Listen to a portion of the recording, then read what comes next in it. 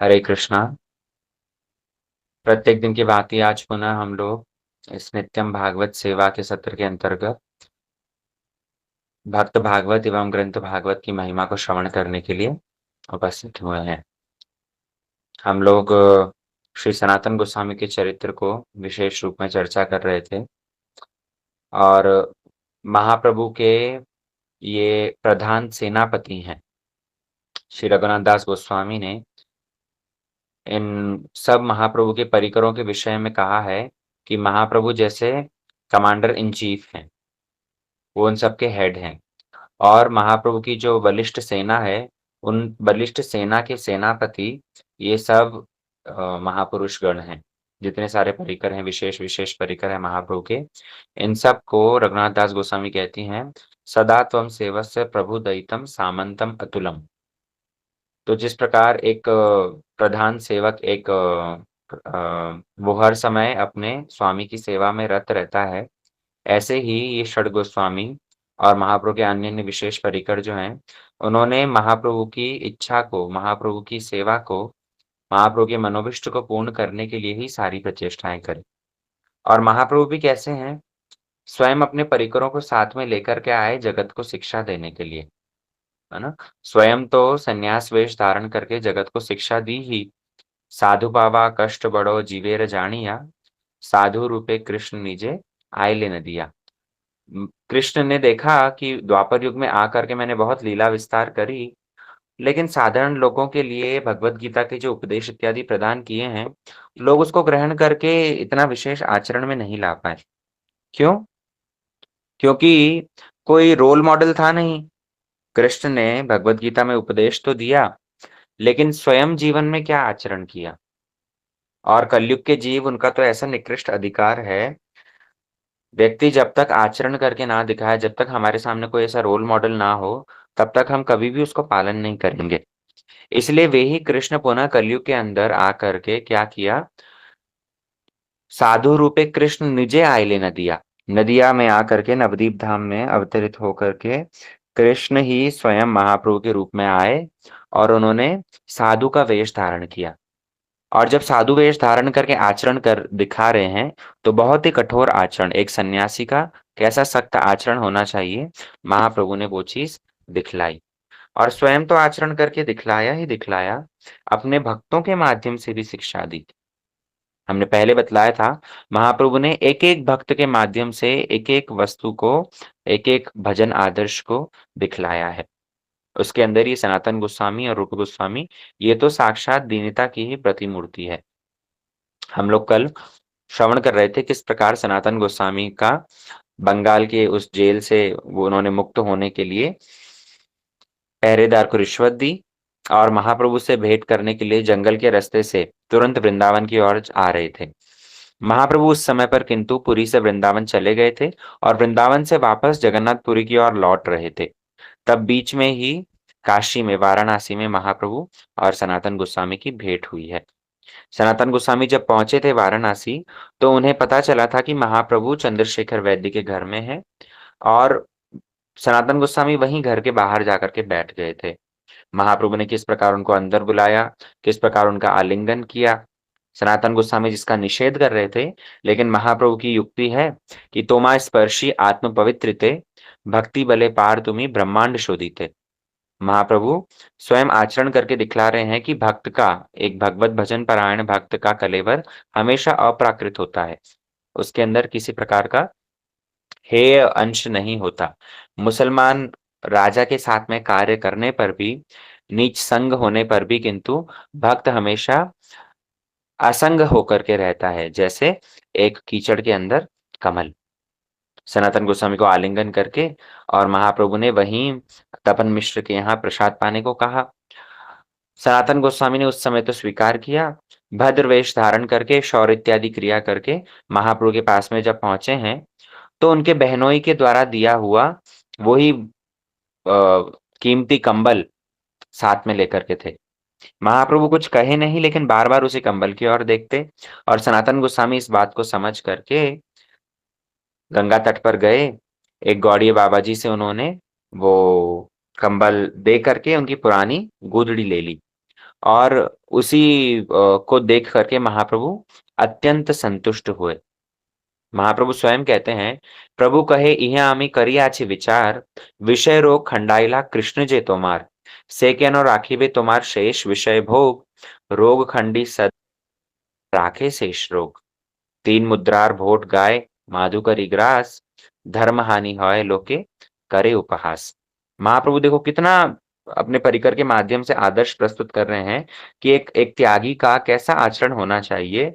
माधुकरी भिक्षा करोगे, घर-घर जा कर के भिक्षा माँगोगे। क्यों? क्योंकि सनातन गोस्वामी जिस समय रह रहे थे वाराणसी में, तो एक ब्राह्मण थे, एक महाराष्ट्रीय ब्राह्मण थे। उन्होंने सनातन गोस्वामी को बोला था कि आप जब तक यहाँ रहेंगे, तब तक आप हमारे यहाँ आकर के भोजन कीजिए। लेकिन सनातन गोस्वामी ने भी एक त्यागी का आदर्श दिखलाते हुए कहा कि नहीं, मैं किसी एक घर पर भोजन नहीं करूँगा। मैं घर-घर जैसे एक त्यागी का आदर्श होता है, घर-घर जाकर के मैं भिक्षा करूँगा। तो महाप्रभु कहने लगे कि माधुकरी भिक्षा करोगे, घर-घर जाकर के भिक्षा करोगे और शरीर पर रहेगा इतना बहुमूल्य कंबल, तो ऐसे बहुमूल्य कंबल को देख कर के जब किसी के यहाँ भिक्षा माँगने जाओगे, लोग तो उपहास ही करेंगे। लोग तो यही कहेंगे कि इतना कीमती कंबल साथ में लेकर के घूम रहा है और भिक्षा पेट भरण के लिए, उदर पूर्ति के लिए भिक्षा करता है। तो महाप्रभु ने इसलिए कहा कि धर्म हानि होय लोक करे उपहास। लोग धर्म की तो हानि होती ही होती है। लोग कहेंगे कि देखो, बड़े बाबा जी बने हैं, त्यागी बने हैं और इनके धर्मपरायण होकर के भी ऐसा आचरण कर रहे हैं। तो लोग उसके माध्यम से एक त्यागी को भी दोष देंगे और साथ ही साथ तुम उपहास के भी पात्र बनोगे। सनातन गोस्वामी इसीलिए महाप्रभु के उस अनकहे मन के भाव को समझ करके उस कंबल का त्याग कर दिए और वहीं पर ही महाप्रभु के अनुगत में रहने लगे। प्रत्येक दिन भिक्षा करते हैं। अब देखो ये सनातन गोस्वामी का जो आदर्श है, ये आदर्श यदि सनातन गोस्वामी स्वयं यदि आचरण करके ना दिखलाते, तो परवर्ती काल में कैसे त्यागी होंगे, हम जैसे भोगी होंगे, महाप्रभु जानते थे। तो उन्होंने सनातन गोस्वामी के माध्यम से इसीलिए ये आचरण करके दिखलाया। उन्होंने ये आचरण करवाया क्योंकि भगवान कहते हैं गीता में, यद यद आचरति श्रेष्ठा तद तद देवेतरो जना स यत् प्रमाणम कुरुते लोकस्तदनु वर्तते। कि कैसे श्रेष्ठ व्यक्ति जैसा-जैसा आचरण करता है, महाप्रभु के भक्त सनातन गोस्वामी प्रधानमंत्री थे, लेकिन इतना धन ऐश्वर्य सब कुछ परित्याग किया, त्यागी वेश धारण किया, भगवत भजन परायण हुए। और अब भगवत भजन परायण त्यागी वेश जब धारण किया है, तब भी कोई बहुमूल्य वस्तु जैसे अपने पास में ना रखें। महाप्रभु ने अपने भक्तों के माध्यम से ऐसा कठोर आदर्श प्रस्तुत किया। गुरु महाराज ये सब जो ऐसा कठोर भजन साधन इतना सब समय भगवत भजन में अपना समय निवेशित करने का जो आदर्श प्रस्तुत करते हैं, ये महापुरुष लोग भी ऐसा आदर्श क्यों प्रस्तुत कर रहे हैं, विचार करना चाहिए। हमने पहले उदाहरण दिया था ना, श्रील भक्ति प्रमोद पुरी गोस्वामी महाराज जी।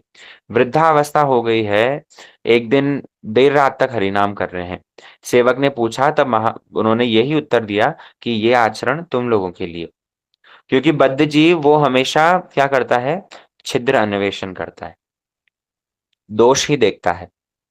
वो ये नहीं देखेगा कि किस प्रकार गुरुदेव ने सारा जीवन निष्ठापूर्वक, संख्यापूर्वक नाम जाप करते-करते निकाला है। उसको यही दिखेगा कि अरे! गुरुजी की भी तो नाम संख्या एक दिन रह गई थी, तो उन्होंने माला छोड़ कर के शयन कर दिए थे। इसलिए कभी-कभी हमारा भी छूट जाए तो ठीक है। तो महाप्रभु ने इसलिए एक अपने भक्तों के माध्यम से, अपने परिकरों के माध्यम से ही एक रोल मॉडल प्रस्तुत कर दिया। और हमारे सामने जब कोई रोल मॉडल होता है, जब कोई आदर्श होता है, तो उस आदर्श को देख कर के पालन करने के लिए हमें भी उत्साह मिलता है। अरे! देखो गुरुदेव इतनी वृद्धावस्था हो गई है, लेकिन तब पर भी एक क्षण भी विषय वार्ता के अंदर बिताते नहीं। अव्यर्थ कालत्वम, जो रूप गोस्वामी पाद ने भाव भक्ति का लक्षण बतलाया है, एक क्षण भी एक समय का बिल्कुल भी कृष्ण इतर विषयों में जाना नहीं चाहिए। तो कैसे गुरुदेव ये आचरण करके दिखला रहे हैं। इतनी वृद्धावस्था में भी लोक कल्याण के लिए स्थान-स्थान पर प्रचार कर रहे हैं। ये सारा आचरण जब हम देखते हैं, तो हमारे अंदर भी उत्साह आता है कि नहीं देखो जैसे जिस प्रकार गुरुदेव अपने समय का सदुपयोग करते हैं, हमें भी सांसारिक विषयों में ना लग करके अपने समय का सदुपयोग करना चाहिए। गुरुदेव इतनी वृद्धावस्था में भी जैसे प्रचार के लिए, लोक कल्याण के लिए उनका ऐसा उत्साह है, तो हमें भी कम से कम अपने अधिकार के अनुसार यत्किंचित भगवत वाणी के प्रचार के लिए, महाप्रभु के मिशन के लिए प्रचार-प्रसार करना चाहिए। तो ये वो आचरण करके दिखला रहे हैं तभी तो हम फॉलो कर रहे हैं ना, वरना हम लोग तो इतने आलसी हैं कि सवेरे के समय पर उठने में चैंटिंग क्लास में हम देखते हैं ना, सवेरे के समय में लोगों को उठने में भी आलस आता है। किसी प्रकार से उठे, स्नान-ध्यान किया, गुरुदेव ने कहा था ब्रह्म मुहूर्त में त्रिसंध्या जप करने का नियम है, आनिक करना है, बस फ़ॉर्मेलिटी के तौर पर हमारा जीवन चल रहा है। लेकिन जब ऐसे महापुरुषों के जीवन में हम लोग देखते हैं कि इन्होंने कैसा कठोर आदर्श प्रस्तुत किया, तो हमें उससे ज़रा-सा उत्साह मिलता है और फिर हम भी अपने जीवन में वैसा ही आदर्श पालन करने की कोशिश करते हैं। महाप्रभु ने इसलिए सनातन गोस्वामी के माध्यम से ये एक त्यागी का कैसा आदर्श होना चाहिए दिखलाया। महाप्रभु वहीं पर वाराणसी में सनातन गोस्वामी को शिक्षा प्रदान किए हैं, जिसका चैतन्य चरितामृत में सनातन शिक्षा के नाम से वर्णित है। सनातन गोस्वामी वो भगवान के परिकर हैं, इसलिए उनको किसी ज्ञान विशेष की आवश्यकता नहीं, है ना? सर्व महागुणे गण वैष्णव शरीरे कृष्णेर सकल गुण भक्तेर संचरे। भगवान के भक्तों में तो हर एक ज्ञान वो स्वतः सिद्ध है, उनके अंदर सब कुछ पहले से विराजमान है।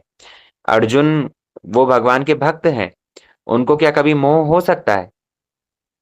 लेकिन कृष्ण ने उनको मोहग्रस्त करके जगतवासियों को ये भगवत गीता का ज्ञान दिया। अगर अर्जुन मोहग्रस्त नहीं होते, तो कभी भी भगवत गीता जैसा महान ग्रंथ हमारे लिए सुलभ नहीं होता। उसी प्रकार सनातन गोस्वामी वे महाप्रभु के भक्त हैं, तो इनके हृदय में भी जिज्ञासा, कैसी जिज्ञासा? सद जिज्ञासा।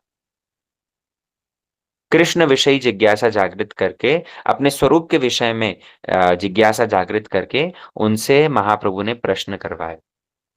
सनातन गोस्वामी एक दिन महाप्रभु के पास में बैठ करके प्रश्न करते हैं, कृपा करी यदि मोरे करीछ उद्धार, आपन कृपाते कहो कर्तव्य अमार। केयामी केनो अमाय जारे तापत्रय, इहा नाही जानी कैमोने हित होय। साध्य साधन तत्व पूछिते न जानी, कृपा करी सब तत्व कहो तो आपनी। यहीं से ही ये सनातन शिक्षा आरंभ होती है, जहाँ पर सनातन गोस्वामी अपने स्वरूप के विषय में प्रश्न करते हैं, के आमी, मैं कौन हूँ? कैनो अमाए जारे तापत्रय, मुझे ये त्रिताप क्यों सता रहे हैं? त्रिताप जानते हैं तो?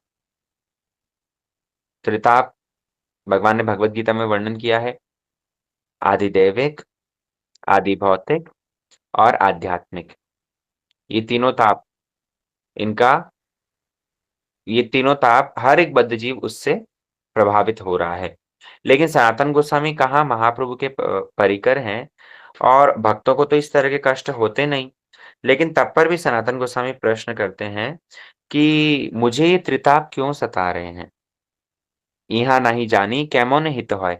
अरे मेरा हित किसमें है, मेरा अहित किसमें है? संपूर्ण रूप में देखो एक भक्त कितने निम्न अधिकार पर आकर के एक साधारण बद्ध जीव का जो निम्न अधिकार है, उस निम्न अधिकार पर आकर के कैसे प्रश्न करता है और कैसे प्रश्न हमें एक साधु से करने चाहिए, वो सनातन गोस्वामी दिखला रहे हैं। उन्होंने महाप्रभु से प्रश्न किया, "इहा नाहि जानी कैमोने हित होय।" यहाँ तक कि साध्य साधन तत्व पूछिते न जानी।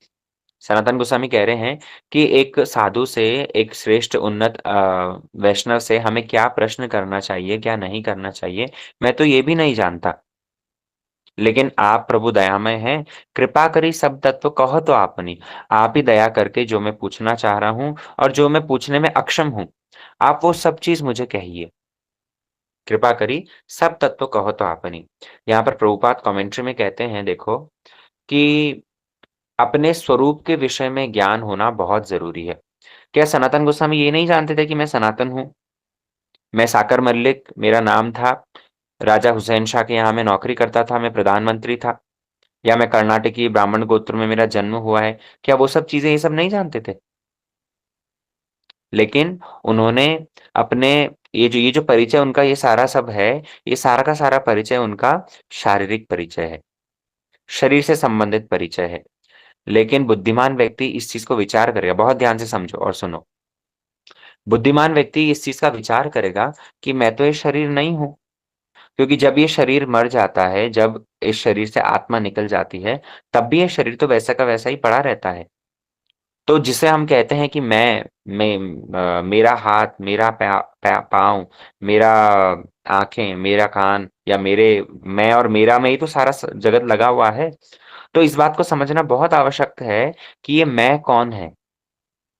हम जिसे मैं कह रहे हैं, क्या वो ये स्थूल शरीर है, या इस स्थूल शरीर से ऊपर एक सूक्ष्म शरीर, क्या वो सूक्ष्म शरीर है, या फिर आत्म शरीर जो हमारा आत्मा है, क्या वो आत्म तत्व के विषय में हम कभी जिज्ञासा कर पाते हैं?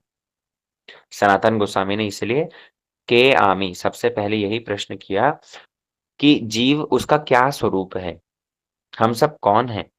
और जब तक स्वरूप का ज्ञान नहीं होगा, तब तक प्रयोजन भी ठीक से स्थिर नहीं हो सकता।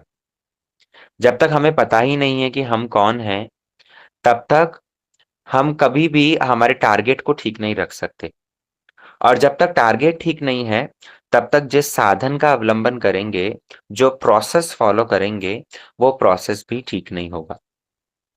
केवल एक गलती से देखो, सारी गलतियां आरंभ हो जाती है। एक भूल के कारण सब चीज गड़बड़ हो जाती है। हमें अपने स्वरूप का ज्ञान नहीं, हम अपने आप को शरीर माने बैठे हैं, तो इसी के कारण शरीर संबंधी क्रियाएं करते हैं, उसी में ही ज्यादा समय निकालते हैं। इस जो जो व्यक्ति इस बात को समझने की कोशिश करना, जो व्यक्ति जितना ज़्यादा शारीरिक धर्म में प्रतिष्ठित है, उसकी क्रियाएँ उतनी ही ज़्यादा शरीर को लेकर के और शरीर संबंधी व्यक्तियों को लेकर के होगी। और जो साधु संघ के माध्यम से जितना ज़्यादा आत्म-धर्म में प्रतिष्ठित होने की कोशिश कर रहा है, वो फिर उतना ही ज़्यादा भगवत भजन या साधन संबंधी क्रियाओं में अपना समय लगाएगा। आपके आप जो हम लोग यथा किंचित साधन करने की कोशिश कर रहे हैं, गुरु पद आश्रय करके भजन करने की कोशिश कर रहे हैं, तो अभी का समय और गुरु पदाश्रय ग्रहण करने से पहले का समय या वैष्णव संघ में आने से, भक्तों से परिचय होने से पहले का समय, एक बार ज़रा विचार करके एनालिसिस करके देखो। कि उस समय पर हमारी मानसिकता या फिर ऐसा देख लो कि जो व्यक्ति भगवत भजन नहीं करते, हमारे संबंधी या हमारे परिवार के भी कुछ लोग होंगे जो कि नहीं करते। तो ऐसे व्यक्तियों का आचरण और अपना आचरण थोड़ा-सा, यद्यपि हमारा कोई अधिकार नहीं है, बहुत निकृष्ट स्थान है हमारा, लेकिन तब पर भी थोड़ा-सा विचार करके देखो कि उन लोगों की मानसिकता और हम लोग की मानसिकता में क्या फ़र्क आया है और उसका मूल कारण क्या है? उन लोगों की मानसिकता अभी भी वो शरीर को लेकर के ही है। सारा दिन ये शरीर का ही पोषण करने में जाता है। शरीर को कैसे स्वस्थ रखा जाए, शरीर को कैसे ठीक रखा जाए, शरीर को कैसे समय-समय पर भोजन दिया जाए और शरीर संबंधी जो पुत्र, पुत्री, पत्नी, पति, सास, ससुर, आत्मीय स्वजन, इन सबको किस तरह से इनके साथ में मधुर संबंध रखा जाए। ये इसके अंदर ही व्यस्त है। लेकिन जिन लोगों का गुरु पदाश्रय हुआ है, सत्संग करते हैं, भगवान नाम जप कर रहे हैं, तो उसके माध्यम से धीरे-धीरे, धीरे-धीरे हमें अपने स्वरूप का बोध हो रहा है। और जब हमें अपने स्वरूप का बोध हो रहा है, तो उसके अनुरूप ही हमारी क्रियाएँ बदलती जा रही है। यहाँ बैठ कर के जो कथा सुन रहे हैं या प्रत्येक दिन जो भगवान नाम जाप करते हैं, ये किस लिए? क्योंकि गुरु वैष्णवों से सुना है कि हम शरीर नहीं हैं, हम आत्मा हैं और हम कृष्ण के दास हैं। हमें भगवान का भजन करना ही हमारा एकमात्र कर्तव्य है। तो इस बात का अनुभव नहीं है, इस बात की रियलाइज़ेशन भले ही अभी नहीं है, लेकिन केवल मात्र सुना भी है, तब पर भी इसके लिए प्रचेष्टा कर रहे हैं, है ना? तो यहाँ प्रभुपाद इसी चीज़ को बतलाते हैं कि स्वरूप के विषय में ज्ञान होना बहुत ज़रूरी है। अगर स्वरूप के विषय में ज्ञान नहीं होगा, तो उसके कारण प्रयोजन प्रभावित होगा। जो हमारा गोल है, जो लाइफ़ का मोटिव है, वो प्रभावित होगा। और जब प्रयोजन हमारा स्थिर नहीं, ठीक नहीं, तो उसके कारण जो क्रियाएँ करेंगे, जो प्रोसेस फ़ॉलो करेंगे, वो भी प्रभावित होगा, वो भी अवश्य ही दूषित होगा। अभी जब हमको लाइफ़ का कोई मोटिव ही नहीं, जब हमारे स्वरूप के विषय में ही ज्ञान नहीं है, हम बस यही सोचते हैं कि हम शरीर हैं, तो कु अल्टीमेटली शरीर को लेकर के मोटिव क्या है? लाइफ़ का गोल क्या है? गोल कुछ नहीं, बस खा-पी करके जीवित रहना है, बुढ़ापा आएगा, बच्चों को शादी-विवाह कर दो और मर जाओ। अभी तो यही मोटिव है, जिन लोगों की शारीरिक मानसिकता है, उनका यही मोटिव है। लेकिन जब साधुओं से कम इतना सा भी सुना है कि नहीं हम आत्मा हैं, तो जब उसको सुना है, तो सुनने के साथ-साथ ही मोटिव बदल गया। अब जीवन का उद्देश्य क्या हो गया कि हम जब ये मनुष्य शरीर प्राप्त किए हैं, तो इस मनुष्य शरीर का मोटिव है भगवत प्राप्ति। और अब जब भगवत प्राप्ति हमारा प्रयोजन हो गया, भगवत प्राप्ति जब अब हमारा उद्देश्य हो गया, तो उसके लिए ही साधन भी, उसके लिए ही प्रोसेस भी बदलेगा। क्या प्रोसेस बदलेगा? अब सारा समय शरीर को लेकर के व्यस्त नहीं रहेंगे, थोड़ी-थोड़ी भक्ति की क्रियाओं को भी करेंगे। एकादशी व्रत पालन करेंगे, धाम दर्शन करेंगे, साधु संग करेंगे, भगवन नाम जाप करेंगे, तुलसी परिक्रमा, मंगल आरती, भोग निवेदन इत्यादि ये सब क्रियाएँ जीवन में लाएँगे। इसलिए सबसे मुख्य बात है ये चीज़ जानना कि मैं कौन हूँ? अपने स्वरूप के विषय में जानना बहुत-बहुत ज़रूरी है। सनातन गोस्वामी इसीलिए प्रश्न करते हैं, "के आमि? मैं कौन हूँ? और मुझे ये त्रिताप क्यों सताते हैं?" साध्य साधन अर्थात क्या हमारा साध्य है, क्या हमारा गोल है और उस गोल को प्राप्त करने के लिए क्या हमें साधन करना है, क्या प्रोसेस अडॉप्ट करना है, इसके विषय में मैं नहीं जानता। आप दया करके हे प्रभु मुझे ये सब तत्व बतलाइए। तब महाप्रभु ने बड़ा सुंदर उनको उत्तर दिया है, आप सब लोगों को ये याद होना चाहिए। जीवेर स्वरूप होय नित्य कृष्ण दास, कृष्णेर तटस्थ शक्ति भेदा भेद प्रकाश। सनातन गोस्वामी क्या प्रश्न करते हैं, ये उनके प्रश्न और महाप्रभु ने उनको जो पहला ये उत्तर दिया है। महाप्रभु कहते हैं कि जीव मात्र का धर्म है, उनका स्वरूप है कि वे सब के सब भगवान के अंश हैं, भगवान के दास हैं। चाहे वो केवल मनुष्य के लिए नहीं कहा, मनुष्य मात्र के लिए नहीं कहा है, मनुष्येर स्वरूप होय नित्य कृष्ण दास ऐसा कहा क्या? ना, जीवेर स्वरूप होय। जीव अर्थात जिसके अंदर जीवन है। जीव मात्र का अर्थात एक पशु, पक्षी, कीट, पतंग, वृक्ष, मनुष्य जितने 84 लाख योनियाँ हैं, उन समस्त योनियों में भ्रमण करने वाले जीव मात्र ही कृष्ण का दास है। अब जो व्यक्ति इसको स्वीकार कर ले, तो वो तो फिर उसके अनुरूप कार्य करता है और जो स्वीकार नहीं करता, तो वो निम्न चेतना को धारण करके अपने कर्मों को भोग करता है। मनुष्य भी जो विकसित चेतन जो संकुचित चेतन में है, तो ऐसा मनुष्य भी जब तक इस बात को स्वीकार नहीं करता कि हम कृष्णदास हैं, हम भगवान के दास हैं, तब तक उसकी क्रियाएँ भी शरीर को लेकर के ही होती है। लेकिन जब इस बात का अनुभव करता है कि नहीं, हम सब के सब कृष्णदास हैं, तो इस स्वरूप को जागृत करने के लिए, इस स्वरूप में प्रतिष्ठित होने के लिए फिर साधन करता है। चैतन्य महाप्रभु कह रहे हैं, जीवेर स्वरूप होय नित्य कृष्णदास, कृष्णेर तटस्थ शक्ति भेदा भेद प्रकाश। बहुत ज़्यादा फिलॉसॉफिकल एस्पेक्ट नहीं बतलाएँगे, लोग वरना उसको ग्रहण नहीं कर पाते। महाप्रभु उसको बस ये बतला रहे हैं कि ये जीव भगवान का अंश है, भगवान की शक्ति का अंश है और प क्योंकि ये भगवान का अंश है, तो भगवान का अंश होने के कारण भगवान की सेवा करना ही इसका कर्तव्य है। एक अंशी हमेशा अपने अंश की सेवा करेगा। जैसे उदाहरण के तौर पर हमारे ये हाथ, हम कहते हैं ना मेरा हाथ, तो जब ये हाथ मेरा है, ये मेरा अंश है, तो मेरे हाथ का क्या कर्तव्य हुआ? मेरी सेवा करना। जैसे हम कहते हैं मेरा पैर, जब कोई वस्तु मेरी है, ये मेरा अंश है, तो मेरा अंश होने के कारण इसका क्या कर्तव्य है? मेरी सेवा करना, है ना? अगर अंशी अंश की सेवा ना करे, अगर अंश अंश की सेवा ना करे, तो ऐसे में क्या होगा? विरुद्ध धर्माशय आ जाएगा। इसलिए बुद्धिमान व्यक्ति इस चीज़ को समझेगा कि हम सब के सब कृष्ण दास हैं। हम इस बात को माने या ना माने, लेकिन हम सब के सब भगवान के ही अंश हैं, भगवान के ही दास हैं। इसलिए भगवान के दास होने के कारण हमें भगवान की सेवा करना हमारा कर्तव्य है। आज इस जन्म में इस बात को स्वीकार करो या 100 जन्मों के बाद में इस बात को स्वीकार करो, लेकिन इस बात को स्वीकार करना ही होगा। अगर इस जन्म में ही मनुष्य जीवन रहते-रहते बुद्धिपूर्वक ही सही कम से कम इस बात को अगर हम स्वीकार कर लेते हैं, तो आगामी आने वाले जन्म सुधर जाएँगे। और अगर इस जन्म में उस बात को स्वीकार नहीं किया, तब तो फिर उसका परिणाम भोगने के लिए आगे निम्न योनियों में जाना ही पड़ेगा। है ना?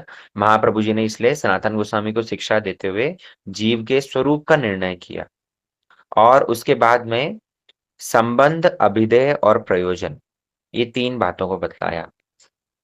आप देखो, जितने सारे शास्त्र हैं, हमने पहले भी इस बात को बतलाया है, सारे शास्त्रों के अंदर ये 3 बातें ही बतलाई गई है। क्या-क्या? संबंध, अभिधेय और प्रयोजन। हमने इसकी डिटेल्ड एक्सप्लेनेशन पहले बतलाई थी। संबंध मतलब हमारा भगवान के साथ में क्या संबंध है? संबंध ये शब्द तो सबके लिए आप सब लोग इस शब्द से परिचित हैं, जानते हैं। जैसे हमारा पति के साथ में क्या संबंध है? हमारा पत्नी के साथ में क्या संबंध है? हमारे पुत्र के साथ में क्या संबंध है ना? रिलेशन। तो ये जो रिलेशन हमारे इस जगत में है, ये तो शारीरिक स्तर पर है ना? विवाह नहीं हुआ था, विवाह से पहले कुछ पति के साथ में या पत्नी के साथ में संबंध था? नहीं था।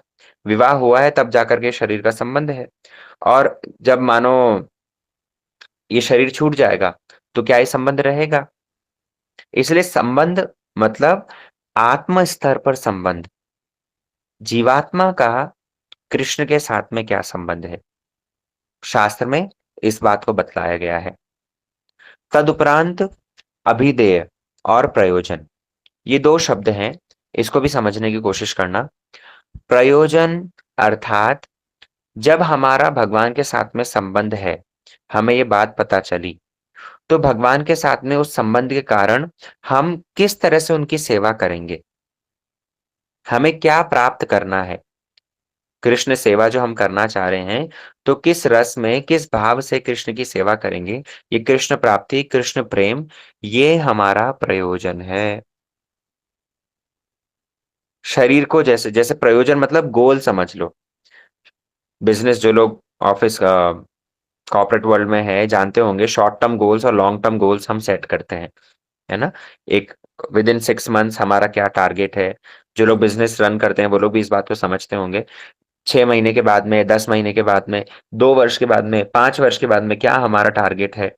तो ये जो हम गोल सेट कर रहे हैं, ऐसे ही ये संपूर्ण मनुष्य जीवन, इसका क्या टारगेट है? या जीव मात्र का ही अंतिम में क्या उसका प्रयोजन है? ये गोल को शास्त्र में बतलाया गया है, ठीक है? और तीसरी चीज़ अभिधेय। अभिधेय अर्थात उस गोल को प्राप्त करने के लिए प्रोसेस क्या है?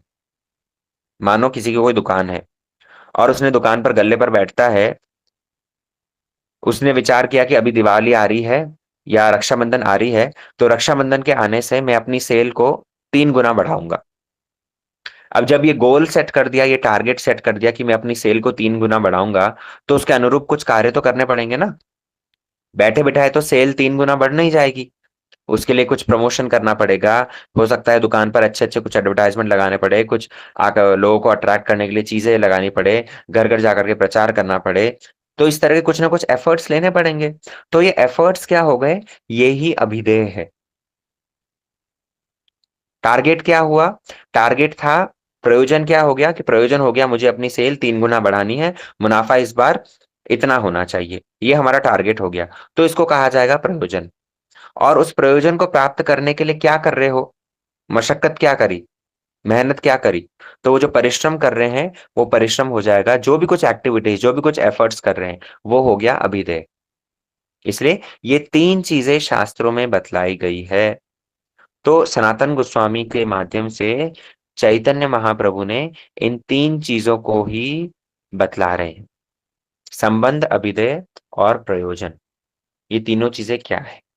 महाप्रभु सनातन गोस्वामी को ये विस्तार से बतलाते हैं। देखो, सनातन शिक्षा ये तो पूरा ही एक डिफरेंट टॉपिक है। इसको होगा तो कभी विस्तार से हम अलग से ही लेंगे। लेकिन क्योंकि फिलहाल हम सनातन गोस्वामी का चरित्र केवल सुनना चाह रहे हैं, इसलिए इसको बहुत ज्यादा डिटेल में नहीं जाएंगे। केवल इतना समझ लो, आज क्योंकि प्रसंग आ गया तो हमने जरा विस्तार से कह दिया। सनातन गोस्वामी के माध्यम से भगवान ने ये जो सनातन शिक्षा प्रकाशित करी है, हम अपने आप को सनातनी कहते हैं, है ना? तो ये सनातन शिक्षा, ये सनातन शब्द, इसका क्या गूढ़ तात्पर्य है, उसको हमें जानना चाहिए। चैतन्य चरितामृत में ये सनातन शिक्षा बहुत डिटेल्ड और बहुत एक्सपेंडेड वे में महाप्रभु ने वर्णन करी है। सनातन गोस्वामी वे एक सदपात्र के सामने ही महाप्रभु ने ये सारी की सारी चीजें वर्णन करके जगत को प्रदान करी है। और सनातन गोस्वामी महाप्रभु से यही सब प्रश्न करते हैं हमारे कल्याण के लिए। इसलिए आज के सत्र में इतना कम से कम यहाँ क्रक्स समझो कि महाप्रभु कैसे सनातन गोस्वामी को सदपात्र देख करके उनके सामने ये सनातन शिक्षा प्रकाशित कर रहे हैं। और तो और महाप्रभु ने सनातन गोस्वामी के माध्यम से ही एक आदर्श प्रस्तुत किया कि एक त्यागी का जीवन कैसा होना चाहिए। ये हमने आज की कक्षा में सुना है। महाप्रभु स्वयं तो साधु वेश धारण करके शिक्षा दे ही रहे हैं, लेकिन उसी के साथ साथ ही अपने भक्तों के माध्यम से भी शिक्षा दे रहे हैं, है ना?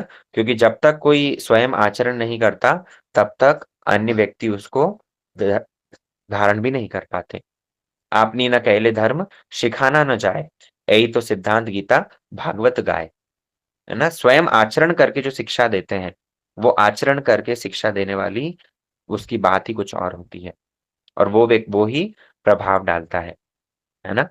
तो इसके आगे महाप्रभु क्या सनातन गोस्वामी को सब शिक्षा देते हैं, संपूर्ण सनातन शिक्षा हम नहीं सुनेंगे, लेकिन बस ये संबंध अभिधेय प्रयोजन के विषय में जो महाप्रभु बतला रहे हैं कि संबंध अर्थात कृष्ण के नित्य दास हम हैं, ये हमारा संबंध है।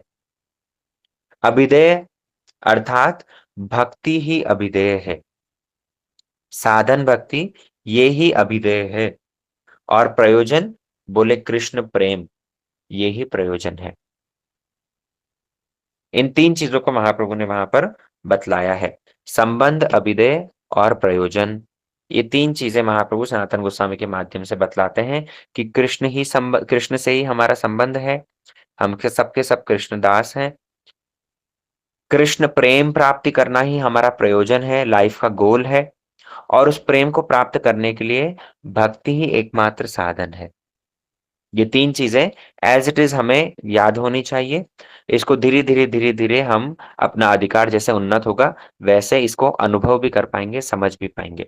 लेकिन जब तक समझ नहीं पाते, तब तक कम से कम बुद्धिपूर्वक हमें ये चीज पता होनी चाहिए, है ना? रट ही लो कम से कम।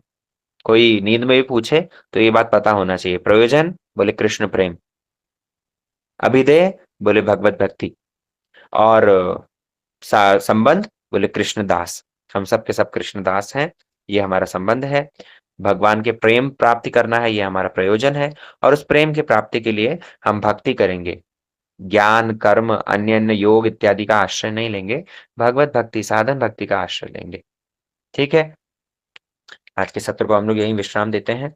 महाप्रभु सनातन गोस्वामी के माध्यम से और क्या कुछ शिक्षा दे रहे हैं, वो हम आगामी सत्र में सुनेंगे।